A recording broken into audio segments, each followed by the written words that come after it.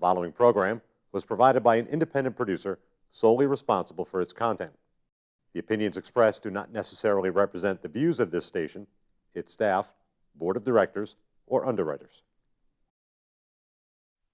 Hello, I'm Carl Seidel, host of The People's View. The show is sponsored by the Nashua City Republican Committee, and if you like to attend our meetings, they're the second Thursday of every month at 6:30 at the Crown Plaza. And if you want to find out more about our organization, you can go to nashuagop.org to see our website and learn about the events that we have. Welcome to The People's View.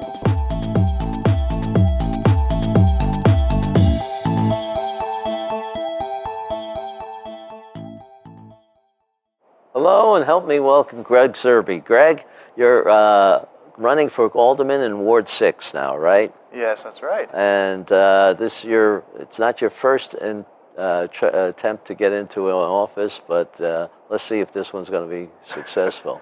This is your third time's a charm? Yeah, you got it right. I ran for state rep twice, attempts, didn't quite get in, but I'm trying to get at a local position. Good. So what are you looking forward to doing when you get to be an alderman? Well, it's been the same issue. I've always been concerned for the taxpayers. Mm-hmm. I want a small, nimble, efficient government. Mm-hmm. We have a great school system. What I've heard from my constituents in Ward 6 when going door to door is that a lot of them have moved from Mass, and they do it for their kids, for the school system. And I think we have a good ratio, teacher-student ratio there, and money's going there. But I think there's some other documentaries out there that show like charter schools and more school choice being introduced could do some great things for education. Also, I think we could work on doing more trade schools. You know, there's all this college debt that people get loaded up on. And they don't get a job worthy of paying back that. Trade schools, you can get out and make a really great wage. And I got a lot of ideas. I hear a lot actually about potholes, believe it or not, going door to door. I'm really surprised. What are they going to do with the potholes? People want just basic services. And what's really alarming to me is that property taxes have gone up quite a bit over these past few years, and I think everybody feels that. And we do have the spending cap, but there are some maneuvers that were done recently to skirt around the spending cap and actually increase spending more than the spending cap by creating other entities off the spreadsheet type of things. And so supposedly we have a spending cap, but it's not exactly being followed, and we're paying more and more. But what are we paying for? We still got these potholes. We still have the same services. I want to make that a little more efficient. Get things going again for Nashua. You're going to look at more like a business. Is that? Well, people are kind of alarmed at that, like a business. No, it's social services or whatever. It's more than that. But, if you look at it, Nashua was named Best Place to Live by Money Magazine in 1987, 1997. I moved here in year 2007 expecting it to be named again, but it hasn't for a while. Well, that recession does things to you. But if you got to encourage businesses to make a beautiful city. If any beautiful place that you can think of, maybe it's Lexington, Massachusetts, or something like that, or Amherst, New Hampshire, or all that. There's money already there that helps in the beautification. And the reason is people are encouraged to move there, and I think that lessening the tax burden would actually encourage young professionals to come to Nashua. And also businesses. I heard that property taxes for businesses are like 10 times more than residential. Now that could really keep businesses out. Definitely, yeah. And there's all this talk about commuter rail. What? So we can commute into Mass? We got to focus on bringing business here. I'm happy. Just a year and a half ago, I finally got to start working in New Hampshire. Yeah. Before then, I was doing the commute down to Mass, and it's rough. I want to revitalize this city. And stay here. So you want to also increase your tax base, which means that the taxes individually go down a little bit. Absolutely. That's part of the equation that a lot of people don't think about, but it's strange kind of, but sometimes when you bring the cost of things down, people get more of it, and then you actually end up with more income. Like think sometimes like a TV, you make a TV cheaper. In some cases, more people will buy that TV because it reached the threshold, right. and you'll actually make a lot more money. And you can turn that around to encouraging businesses to come. You make it cheaper for the businesses to be here, and you can get a lot more business. And that's the trick too, because study after study has shown that small businesses are the key to getting your local economy to grow. And so if you just make it cheaper for everybody, you get a lot of people coming in, and you can get the small business engine running. So that would be one of your prime objectives then? Oh, absolutely. Okay, because the other thing, you're looking for infrastructure. You mentioned railroads and stuff like that. But I think that what you don't see is a real complete picture of how you want Nashua to look. I mean, it's not going to be just a railroad station. It has to be more than that. It has to be the areas where you have living areas, where you have entertainment areas, where you have factories of some sort, whether it's high tech or not. But all those things have to be put together. One of the things that went wrong with the rail is that they focused on just the rail. I think, and they didn't bring in the neighborhoods to support it too. By neighborhoods I meant, Hollis, Amherst, Hudson. The cities around Nashua. Get them excited about it as a way of commuting into Boston for whatever reason, whether it's work or fun or travel. And then maybe you can get enough to justify that, because I'll tell you, the rest of the state does not see the need for a railroad station in Nashua. Except for maybe the Manchester airport, which might get a few commuters coming out That to would fly too, out. but you got to take one step at a time. And phase one would bring it up to the border, and I think you do that and you see how that works. Then you go to the next step, and you go up. Oh, you're like Lowell, right? Yeah. But I think those projects are humongous, and if you look at these big kind of failing cities, I see them as that way because they're overtaxed, and you see young people actually avoiding it. Starting to avoid these very high tax cities. I mean, the extreme example, I don't mean to make this, but it's like Detroit, where they built up and then all the businesses left, so there's no tax base, but the taxes were still high, and then you see all the young people fleeing, and that's but I'm sure they have plenty of passenger rail there, for everybody going to, these giant projects, whether it be bus systems or whatever, at one point, but then it all degrades when everyone leaves. So it's really about the people. It's about that base. Right. That's the only way you can support any services, and to be talking about services before you have the base is the cart before the horse. Yeah. So you have to put it all together, and they have a 10-year plan now that they're looking at. So maybe they'll tie it together a little bit more, make it more acceptable to the rest of the state, who's going to be paying for some of that stuff. Anyway, but let's get to some of the other things that this town you want to see this town do. What are they? Well, I know there's a lot of talk about bringing people into downtown, and that's a big thing. The commuter rail is a big thing. There's these themes that go on, and I think it's a little bit too much of the audacity of government fixing things. Like, we can come in and fix downtown and do this. And I mean, the Broad Street Parkway, it's been implemented now. It's interesting enough. It ends at the Mills. It doesn't really end at downtown. There's all this talk about revitalizing downtown, and once you're at the Mills, it's a little bit more of a drive to get into downtown. But I don't think I kind of look at Houston, Texas, where they don't have zoning or something. I look at, like, don't be the master controlling hand. Let the invisible hand of the economy take some of this and fix it itself. I think if you lower the burden for businesses, they will come to where they are attracted to. And I'm fine if that's downtown, or if that's south near Pheasant Lane Mall, or it's Amherst Street, or that's fine. Let that area be revitalized. I don't think we have to artificially inflate a certain area. And I think to a certain extent, beauty will get rearranged around that area as more and more people congregate to do their commerce, to go to an area. It'll automatically get a little better. I know you can do things like put new sidewalks in downtown Nashua and all that, but when nobody's going there. It doesn't make sense. It's not a wise use of funds. I'd rather fix the potholes that are right next to somebody's driveway. You know, I'd rather focus on that because maybe that will encourage people to want to live in Nashua when they never ever go downtown to experience downtown. I mean, look at what the market is saying, right? I'm not saying I don't like the downtown. I'm just saying other people are saying that they don't go to the downtown. You just look and you receive a message, and you have to listen to that message as a whole. And that's what I'd be about, listening to constituents. What do people want in their lives to improve their lives, rather than what do I want for them? Because I know better and I can improve things. I'm going to put all the money downtown. So you're going to have good communication with your constituents there in Ward 6. Yeah, I have my phone number up on the website, gregsurbey.com, and email, gregsurbey@hotmail.com. And I mean, it may take me a day or two because I have a day job to get back, but I definitely always put it on my list and my queue and get back with people. And I'm also curious, how are you supposed to know if you're doing a good job? Yeah, if you don't talk to you.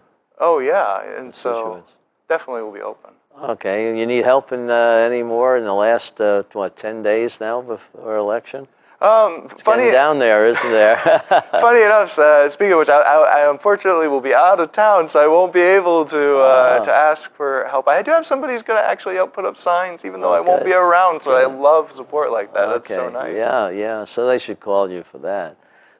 What about the problems that the city has, like with the drugs and stuff? What would you do in that area? Yeah, the heroin epidemic is really sad. I have my own thoughts about how that may have become a thing.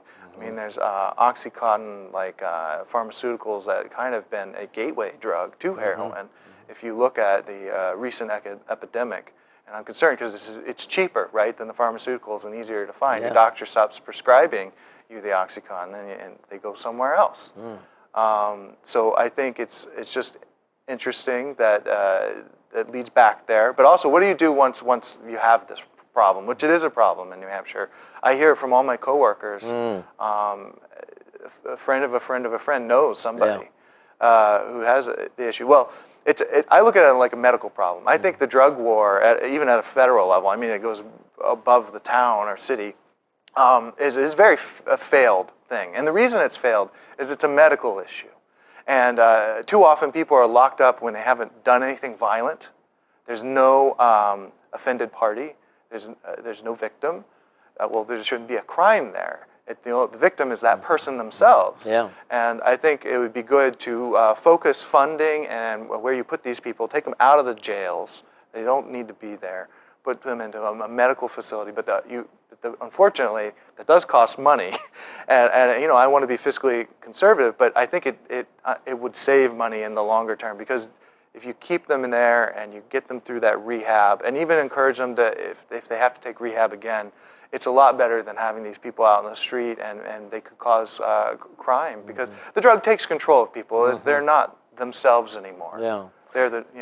And you think that the drug court helps this out by keeping them out of jail, but making sure they're following instructions and taking. Oh yeah, medicine. Something like that, a special track. Yeah. That is absolutely the way to do it. And this whole country, I know we're starting to do it locally the proper way, but the whole country has been doing it wrong for a long time, and I'm glad that there is now that special track. And that's the way to do it. Treat it like a medical issue that does affect the community, but it's not, you don't want it to ever be a criminal issue. The whole point is to prevent it from ever becoming. Do you think Nashua has enough agencies to provide that service to keep these people on track? Well, I have heard about some services. I need to explore that more. I honestly need to learn more about it. But I would focus on seeing how many people are coming in right now and making sure that they're going the right directions on that track. Because my concern is very much that these people get temporarily put into a jail cell, get maybe one treatment or something, then get released and let go. And that's not going to solve it. You need a rehab. You need a period, a place for them to have a domicile for a while, to be kept and to get free of that drug. Otherwise, it'll just keep happening. They'll go right back. It'll just repeat. Well, what do we do to turn that around, though? I mean, should we just throw? I don't think we should just throw money at it, but we have to focus our. Well, that's a great example. You could throw money at it because you put them in a jail and then you give them a treatment and you let them go, and you put them in a jail and you give them a treatment. That's not going to do it. No, but it's definitely throwing money at it. Yeah. You know.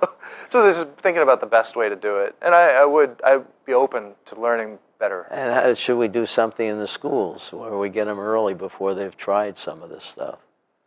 You know, and that's why I focus back on the pharmaceutical, because I think there's some people who try drugs and there's some people who don't. Right. Like me, I'm not into drugs. Right. I just never really was. But there are personality types who want to try something. Right. And those are where they're taking risks and they can get in the situation of addiction.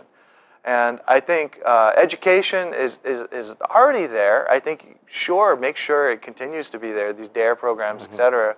But at a certain point, people are just going to try this. And you hope maybe the education should change to say, you know, if you're crazy and you really want to try something, just make sure you don't try this and this. Try, you know, maybe talking like about how fast addiction happens could be something you put I think into the that's head. what they don't realize, how quickly it's needed instead of just something you're going to do when you feel down or something. Yeah, if you try the wrong thing, it could kill you for life. Well, meanwhile, That's right. you know, so, and having, actually what would be great is if people after being rehabilitated maybe could even come into a class and explain what they went through. You know, I kind of think like, you know, kind of like the Alcoholics Anonymous thing where they go and tell others how it was for them and just explain. I mean, that personal connection is big. I think so, yeah. I mean, you're looking at a textbook and some slideshow or TV, that doesn't do it. But you bring in somebody who says, please don't be like what I did. That gets your heartstrings. Yeah, it does, I imagine.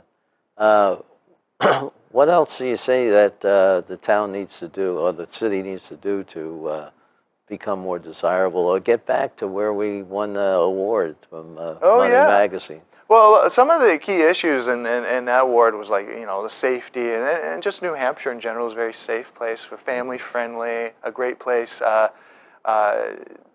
live. And I think family oriented is the key. That's very easy for a political statement. Oh, I love families, but what does a family care about? Well, they have to go work, so they want to have good roads and they want to have quick commute, an easy commute. So that's you want to have low taxes. You want to be able to spend your money on beautifying your home, making your home better. Get that new roof, get that better yard. You don't want to be spending too much for city services. You want to have a great school system, and like I said, I have an idea.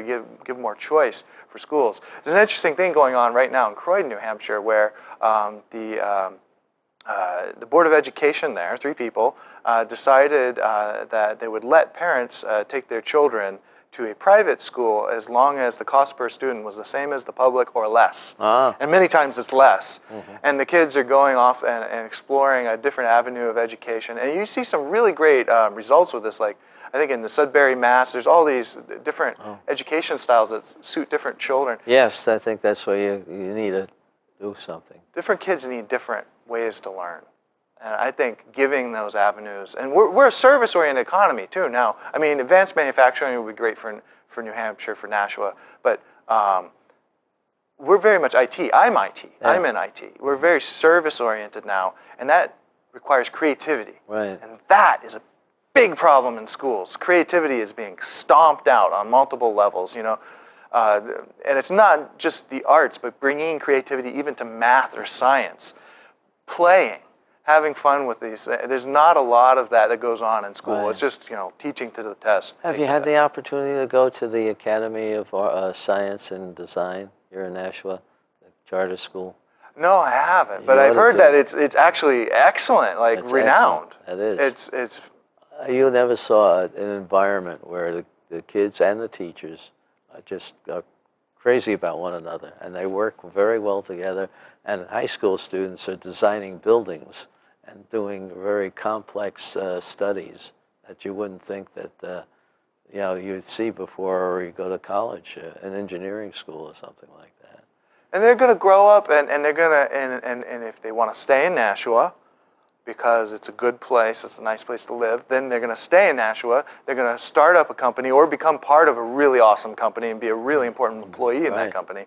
And they're going to grow Nashua, and that the problem with New Hampshire is many of these highly educated young folks come out of New Hampshire and leave New Hampshire. It's not just Nashua, but just in general. There's great education that happens, and then why do they leave? Why do we want commuter rail to Mass? Why, I want to bring things here. I really want to take a look at the small business situation. I would very much listen to small business constituents and what they want, because what they want is really what we all want. And that's what needs to be focused on. Yeah, I think sometimes we have to look at some of the things that you might not think about, rules and regulations and stuff like that. Do you have zoning problems? We have zoning here in Nashua. I like Houston, Texas, no zones. You have some fine regulations like, you're not supposed to pollute in the water system or whatever. That's your zoning, right? Some just basic, don't do this. But otherwise, just let it grow, let it free. Don't try to be so controlling. I feel like too many aldermen and state reps and just bureaucrats in general, they go, wow, I know what to do, how to fix this problem. I readily admit, I don't know how to fix specific problems. But what you do is you find people who are interested in those specific problems, like a small business owner who has a problem, or parents who have a problem with the schools and need to get their kid into a better situation, and all that. You listen to these problems, and they often have better solutions than you could ever think of, because they are much more connected to the issue, right? And then you figure out a way to implement it in a way that benefits everyone. So you say, oh, okay, we need more school choice. That would help your child. Or, okay, the small business, the property taxes are 10 times greater, and you would never consider Nashua because they're 10 times greater than residential. So, okay, let's cut that down a little bit. And like you said, more would come, and you'd actually eventually get more revenue out of it. Yeah. But not everybody believes in that theory, but I think you're right. I think you do. I've seen it in other states. I think Texas is one you would bring up. North Carolina is another one that I know about. It's funny how great these states are doing in their economy. Yeah. Is there any connection, you think, to their policies and why everybody moves there? Yeah. It leaves other states, and those are net population increasing states. Is there any connection, you think, to their policies? So, yeah. Oh, that's interesting. And I think we have to do more like that in New Hampshire, and we have to work together. I mean, what's good for Nashua probably is also good for Manchester, Salem, and other cities around. And we have to be able to see that. And so if you get something going in one city, you can find out how many other cities want to do something similar to do the growth too.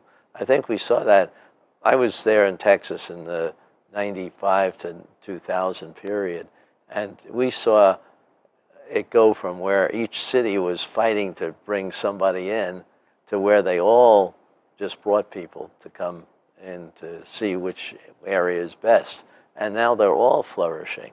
Almost every city, a major city down there, is flourishing. It's really interesting what happens when you actually listen. You don't do the typical politician thing of, yeah, I'm listening, but this is my policies and this is what I'm doing. Right. You do the, no, I'm listening. How can we make things better? Right. There's actually a ton of great ideas out there that I feel like are being ignored, totally ignored. That's probably it. We got to break out and get young people like you into this with ideas. That some of them may be off the wall, but they're an idea, and you might pick up something else from that. Well, the whole point of the United States is to be different. Right. That's the whole point. You don't want every state to be the same. You don't want every town to be the same. And I think that the true diversity starts with the diversity of ideas. I think you're right. I think that this idea of trying to make the Common Core common all throughout, I think the diversity of the different states and even the communities within the state is worthwhile having. Local control is a little bit better in my mind, and you have it. If you're going to be an alderman, you're going to have a little local control. How does that responsibility feel? Well, it'll be interesting because I think actually more people will want to talk to me than state rep. I feel like local affects more people, and I'll be more connected. So actually, I really hope I win to get the experience of actually getting people to be involved in politics by talking to me, because I find that a lot of people are disconnected in their lives and not getting that feedback. I think like being an alderman, I would get a lot of feedback. Good. Well, let me recommend one thing to you. I've known a couple of very effective aldermen who seem to have once a quarter meetings with their constituents at a local school, and updating them on what you're doing or what you're involved in, as well as whatever else needs to be happening in the city. Well, I'll make a promise. I'll do that too. If I'm Okay. elected, I'll do quarterly meetings too. Okay. And I've talked to a couple of those aldermen, and I love what they're doing. That's Yeah. the way to do it. Yeah, there's several that are very successful because they communicate. Others are quiet and don't say anything, and they've been there too long sometimes. Well, I think it's going to be an interesting time for you, huh? Oh yeah. Well, I'm always learning during this whole process. I just getting connected with folks is really cool to me. This is the way I get to know my neighbors. It's excuse, right? It's excuse to knock on the doors and actually talk to folks. Otherwise, they're like, well, "Why are you here? Why are you knocking on my door?" Well, I got a great excuse. It's not Halloween. No, so okay. Good luck on your election, and we'll find out. And you can tell people to look on YouTube as well as the channel 96. And thank you for putting this on. Thank you for inviting me. Well, thank you for coming. We appreciate it. Thanks, Greg.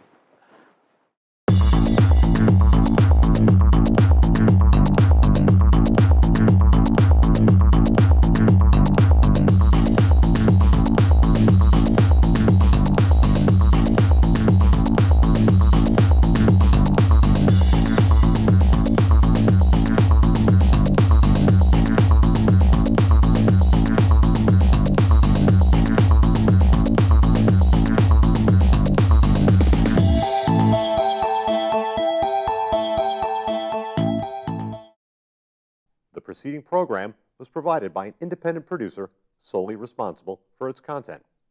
The opinions expressed do not necessarily represent the views of this station, its staff, board of directors, or underwriters.